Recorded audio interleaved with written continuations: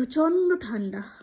এখন দেখাচ্ছে এত ঠান্ডা যে রুম হিটার ইউজ করতে হচ্ছে। এখন সন্ধ্যে 7টা বাজে, এখনও রাত 12টা 1টার সময় আরও টেম্পারেচার নামবে। জানি না আমরা কি করে থাকবো। একদম রুম হিটারের সামনে বসে আছি, তাতেও গরম হচ্ছি না। নমস্কার বন্ধুরা, আমি শ্রাবণী চলে এসেছি নতুন আরেকটি ব্লগে। আমরা পৌঁছে গেছি ডালহাউসিতে। প্রচণ্ড ঠান্ডা। গাড়ি থেকে নেমেই হোটেল, কিন্তু সেটুকুও যেতে পারছিলাম না, এত ঠান্ডা। হালকা জ্যাকেট পরা ছিল, তারপর হোটেলে জিনিসপত্র রেখে ভারী জ্যাকেট ফ্যাকেট পরে বেরিয়ে পড়েছি ম্যাল রোডের উদ্দেশ্যে। কিন্তু এখানকার ম্যাল রোডটা বেশ ছোট আর খুব দামিও।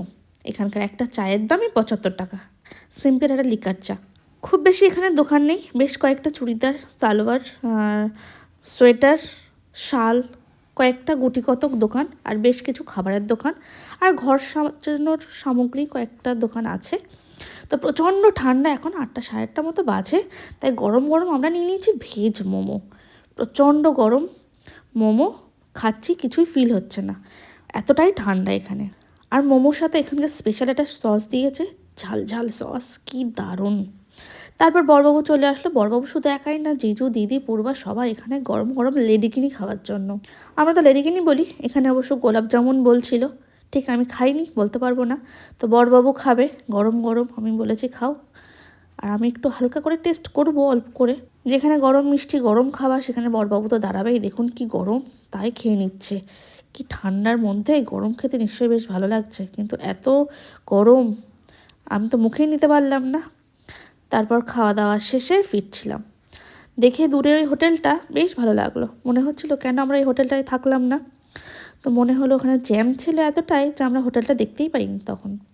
তাই একটু এগিয়ে গিয়ে আমাদের হোটেলে চলে এসেছি। আর এখানে একটা আমরা গোটা মুরগি নিয়ে নিয়েছিলাম, যেটা চিলি চিকেন বানিয়ে দিয়েছে।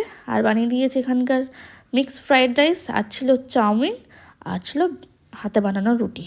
এগুলোই সবার অর্ডার ছিল। বড়বাবু খাচ্ছে মিক্সড ফ্রাইড রাইস আর চিলি চিকেন, সবাই চিলি চিকেন খাচ্ছে, আমি অবশ্য রুটি খাবো। আমি আর এই ঠান্ডায় রাইস নিচ্ছি না।